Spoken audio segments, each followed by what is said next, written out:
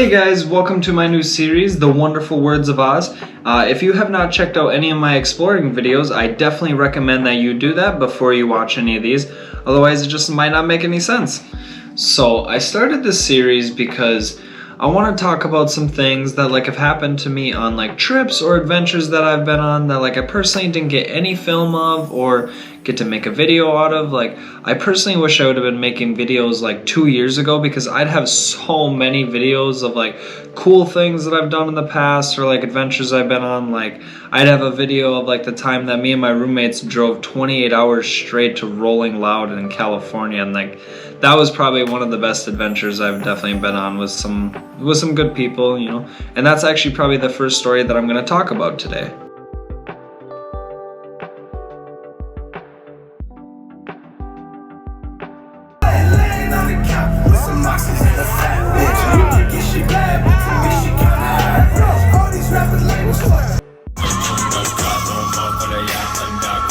If you're not here, you a bitch.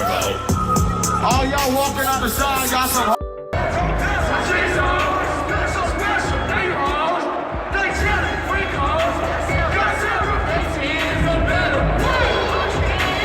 We went to Rolling Loud, Southern California in San Bernardino in 2017, around Christmas time-ish. But we had all just turned 18. We were all a bunch of roommates. We were living together, and we just decided to just, we're all right, let's do it. Let's drive out there. Let's just go nonstop, And so we did, and it was awesome. There was 4 of us, and it was actually a 2-day event, and some of them are typically 3 days or some are 2, but it was kind of one of the earlier ones, in the early stages of Rolling Loud, because now they have some of the biggest festivals ever, and it's crazy,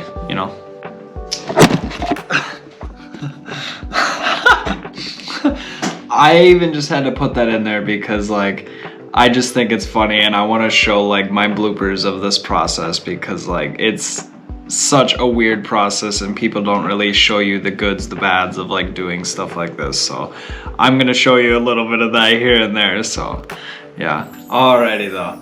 I would have to say that my favorite moment from Rolling Loud though would probably have to be when Lil Pump threw a pound joint out into the crowd and people just ripped it to shreds right away. I mean, it just got obliterated, and that's when he was definitely a big thing at the time. Not so much anymore, but otherwise I'd have to say Trippie Redd was probably my favorite performer when we were there.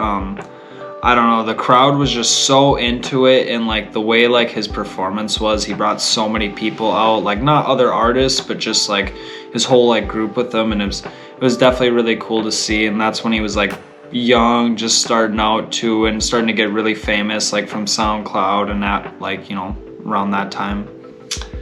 I would have to say that my worst moments or worst memory of Rolling Loud though would have to be Future's performance. Surprisingly, I don't know, it sounded horrible. It was just, for me, it was unbearable to listen to. That was just me. It just was very scratchy, and he just definitely does not sound the same live and on song and on records. So I don't know, I personally didn't like it. But other than that, I actually was young and I was dumb, and I kind of almost overdosed on drugs.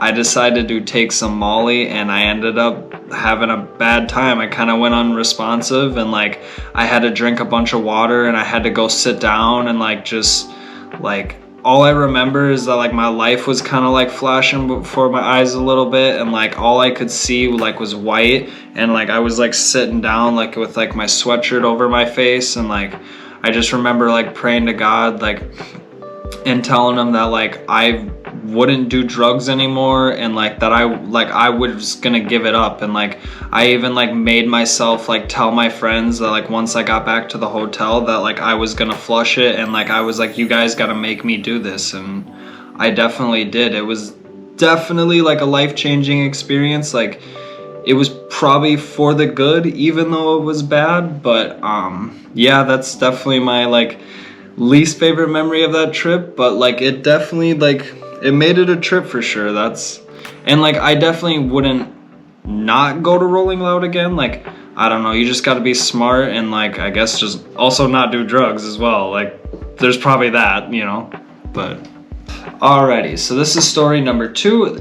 There's actually going to be 3 stories for you today, but this one is going to be about the homeless man that we actually saved in Minneapolis. It was during the filming of the Caves in Minneapolis video, but when we were like done, we were like coming out of like the drain and cave, like, and so like we were making our way out, and there's definitely like a bunch of like homeless camps in that area.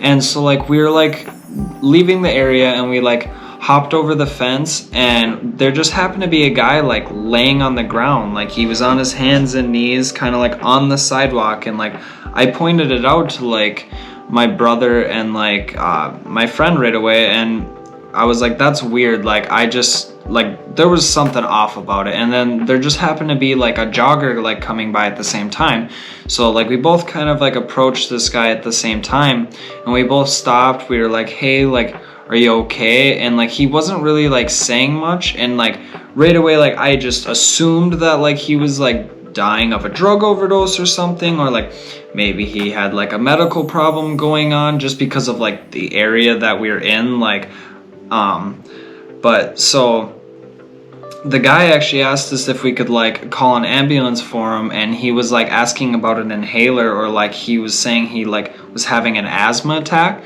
So we ended up calling the fire department, and they ended up coming. They actually got there like so fast, and it was actually the first time I've ever like had to do anything like that. Like I've never had to call the ambulance for someone, like, or like really even like be in a situation like that. It was definitely kind of scary, and especially like when you're like doing stuff that like isn't necessarily legal, or you shouldn't, you know, be doing. But either way, it was like, it was a good thing that we like, you know, called the ambulance for the guy. Like we got him to where he needed to be, and I hope he was okay. Like we never really heard anything after that. But yeah, I don't know.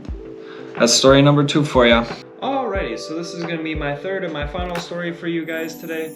It's actually going to be on my filming of the triple helix video, and I wanted to talk about this one because after my second visit there, there was actually someone who died there. There was a group of teens, and they decided to go in the drain when it was raining, which is kind of the #1 rule you're supposed to follow, especially when you're exploring drains, is don't drain when it rains. But the only reason I wanted to bring it up was because like it's super important to remember stuff like that, or even to like look into stuff like that, because you can lose your life, and it is dangerous to like urban explore. Like when I go on my adventures, like I definitely bring gloves, waterproof boots, like I bring a knife, I bring a taser, I bring rope, I bring a first aid kit, I bring like so much extra stuff, or like even extra clothes, like so much stuff, like just to be able to have like just in case, because you honestly don't ever know what's gonna happen on your adventures. But yeah, no, that was definitely one of my favorite explores as well, because we ended up getting to go like 2 miles deep into the tunnel. So if you haven't checked out that video, I definitely suggest checking out that one as well. And yeah, I don't know how to, I guess, end one of these, but we're gonna see kind of how it goes from here on out. And thanks for tuning in for my first one of the Wonderful Words of Oz, and bye guys.